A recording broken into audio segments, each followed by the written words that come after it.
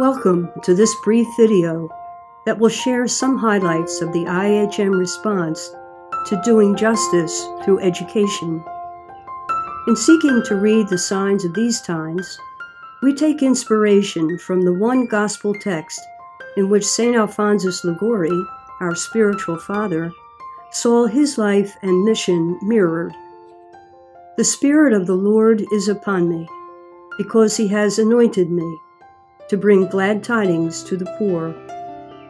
He has sent me to proclaim liberty to captives, recovery of sight to the blind, to let the oppressed go free, and to proclaim a year acceptable to the Lord. We believe this passage to be truly prophetic, echoed in what we now call Catholic social teaching, and the IHM charism of love, creative hope, and fidelity, calling us to be joyful bearers of God's redeeming love. Summoned by our congregational chapter meetings of 2012 and 2018 to respond to the current and emerging needs of the Church, and convinced that opportunity, not poverty, should define people's lives, we look back to the educational tradition of the congregation and then forward to find new concrete initiatives to respond to the destructive and dehumanizing signs of our times, the despair of powerlessness, the misery of poverty, and the desolation of human dignity. In this video, we will focus on some of those new and ongoing initiatives as a way of doing justice through education. Ongoing education of the congregation regarding the gospel imperative of social justice and justice spirituality as a way of life is a continual and vital process. The members of the IHM Social Justice Resource Team work to raise the level of awareness of the congregation on justice spirituality and emerging social justice issues as identified by the signs of the times.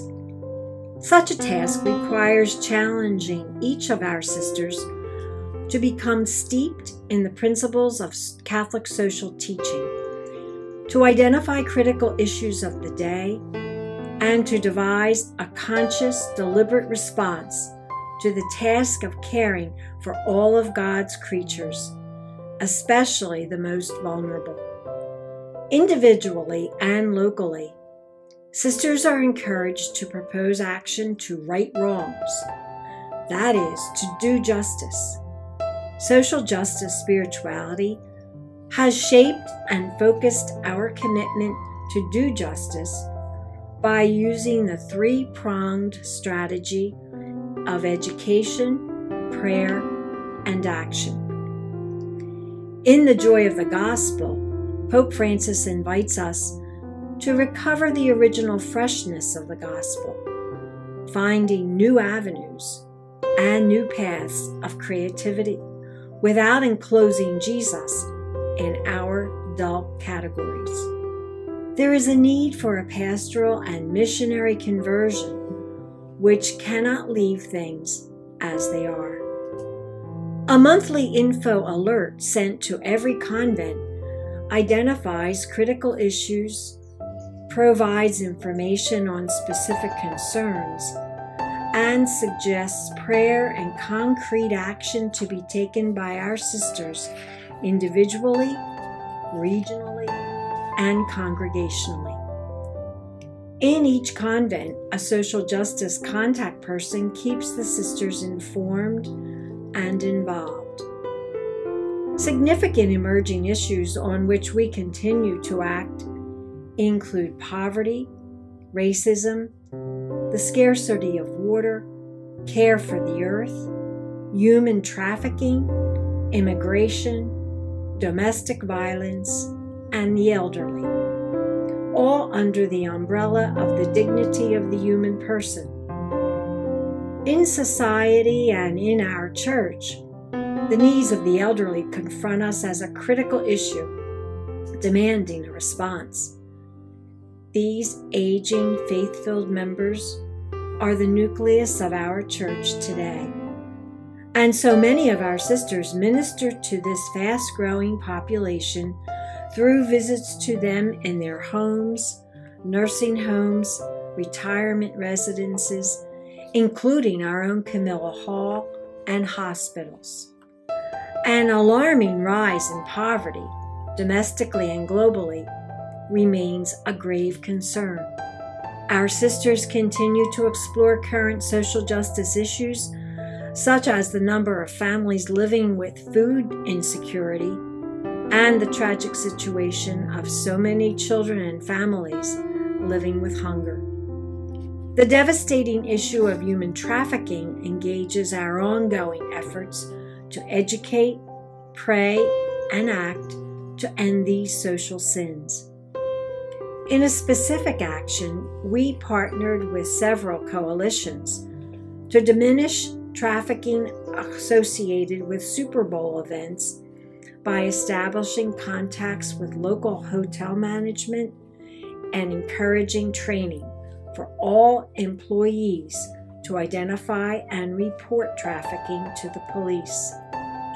An ongoing commitment we have made is to Dawn's Place, a safe residence in Philadelphia for women rescued from trafficking, established in 2010 through the persistence and hard work of religious women in the Philadelphia area. We support this ministry by donation, by responding to their list of needs, and by spreading the news of their work through our ministries and contacts. By consistently contacting government representatives, sisters continue efforts to effect structural changes on immigration reform, on domestic abuse of women and children, on poverty and family issues such as a living wage. Sisters have traveled to Washington, D.C. to visit legislators and advocate for immigration reform.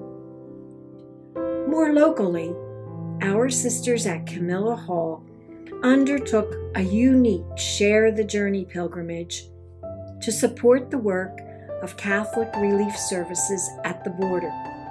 For these retired sisters, the rooms and walkways of Camilla Hall became their own Camino de Santiago. With each step, they prayed, meditated, and remembered migrants and refugees, supporting them in their struggle for survival and peace.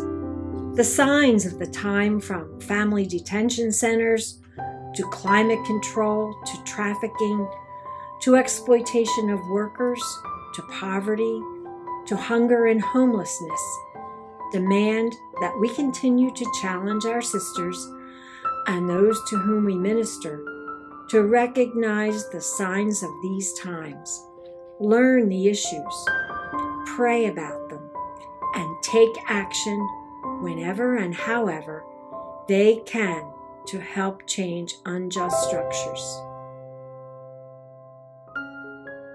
Today, literacy education is a powerful tool for opening doors and unlocking possibilities as talents are nurtured, skills are honed, and possibilities create hope and give direction. Our IHM literacy centers breathe life into the call to justice found in the book of Leviticus, to welcome the stranger as a citizen among us.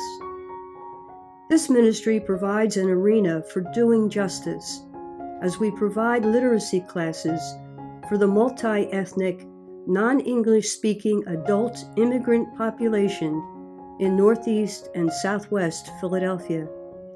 These sites are located at St. Bernard's School and St. Francis de Sales Parish, respectively. Our IHM charism animates all our literacy centers, as evidenced by reverence for each person, respect shown by teachers and learners alike, and a culture that promotes excellence and the highest quality of achievement for each learner. Our literacy centers are inclusive, not questioning religious affiliation, legal status, country of origin, or culture. Pope Francis tells us that we are called to be living sources of water from which others can drink. Our literacy centers cherish the belief that all people have a right to migrate, to protect their families, to sustain their lives, and to use the goods of the earth, which belong to everyone. The joy of the gospel is for all people, says Pope Francis, and no one can be left out. Many learners from a variety of countries in Latin America, Africa, and Asia find a valuable educational resource at the IHM literacy centers. The unique culture of each learner is appreciated, and the need to preserve their culture is promoted, while they incorporate themselves into American life, which at best reflects the beauty and richness of cultural diversity. Both sites in Philadelphia rely on IHM and local community support, as well as professional partnerships. Sisters often mentor students pursuing a master's degree in TESOL, teaching English as a second language, thus providing for such services into the future by training others to teach literacy skills and to expand much-needed outreach possibilities. Family literacy is an outreach to mothers and children, but which has ramifications for the entire family, who receive visits and services through their participation. The IHM Family Literacy Center in Coatesville, Pennsylvania, primarily serves Hispanic families from Mexico, Venezuela, Colombia, and Ecuador, offering education and faith formation opportunities.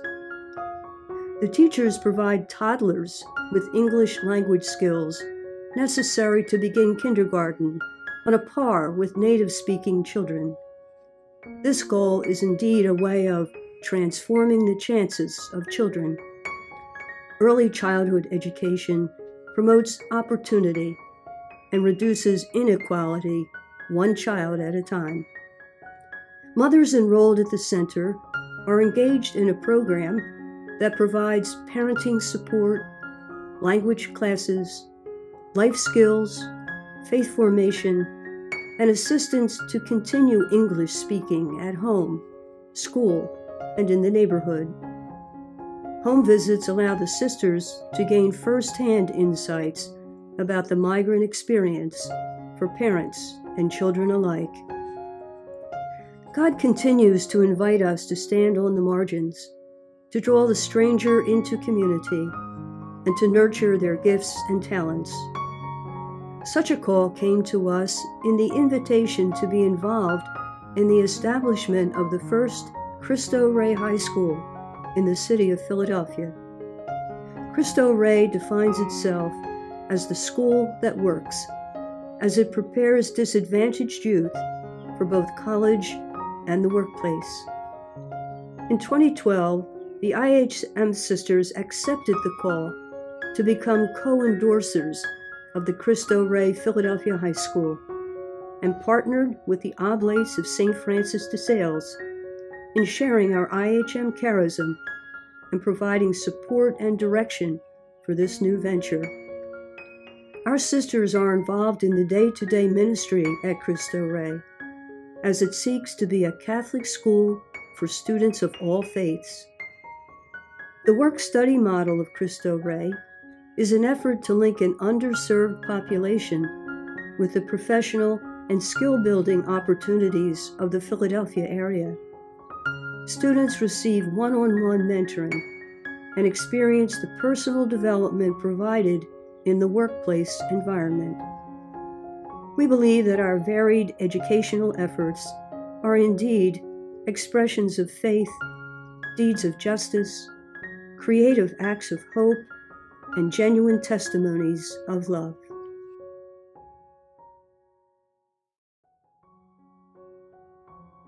The myriad manifestations of the IHM mission continue to evolve, reflecting the signs of these times, and the current and emerging needs of the people of God.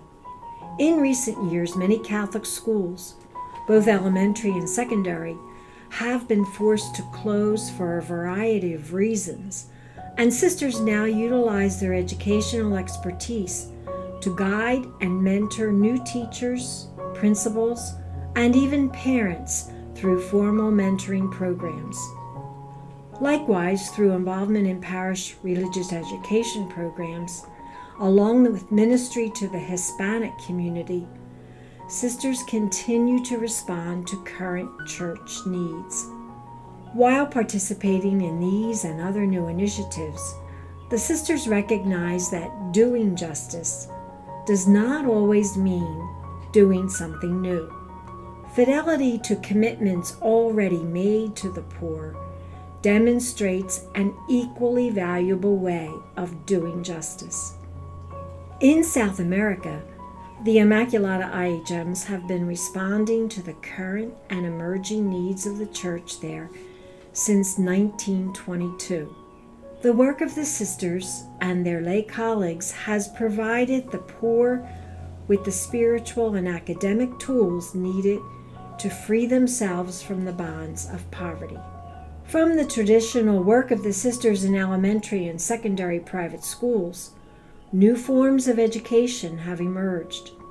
One example is the Instituto de Educación Superior of San Antonio, Callao, Peru, which provides a post-executive secretary program on the same site as Colegio San Antonio. This school serves about 90 young women graduates on scholarship from San Antonio and the Fe Alegría schools. St. Peter's School in Reading, Pennsylvania, represents another clear example of long-term fidelity to serving the poor. From its founding in 1859, the congregation has contributed personnel and financial support to enable this school, rich in community and church history, to remain a vital expression of hope and educational opportunity for the local Hispanic community.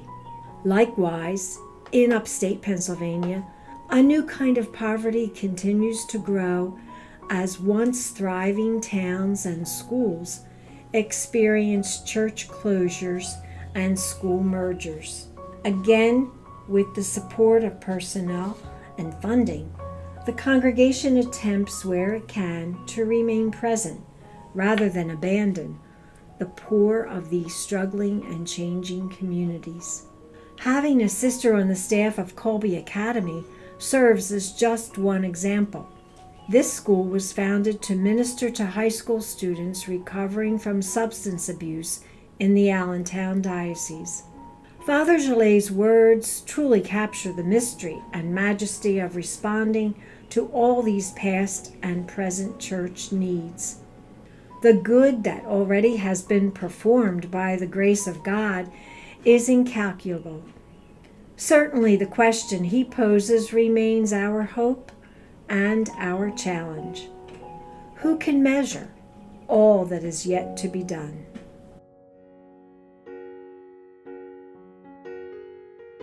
And so, in the tradition of our beloved patron, St. Alphonsus Liguori, passionate missionary to the most abandoned poor, in the spirit of our steadfast and stalwart Pope Francis, friend of the poor, and in fidelity to our own graced IHM legacy of devoted love for God's poor ones, may our efforts to do justice through education continue to be a sign of creative hope in our times. Ours is a hope that places all its confidence in God's loving providence, a hope that seeks to make a way where there is no way, a hope that believes we can make a difference, especially in these times, threatened by all sorts of new poverties and new challenges, a hope that looks to the future with joy, fresh eyes, and renewed vigor, a hope that is capable of waking up the world.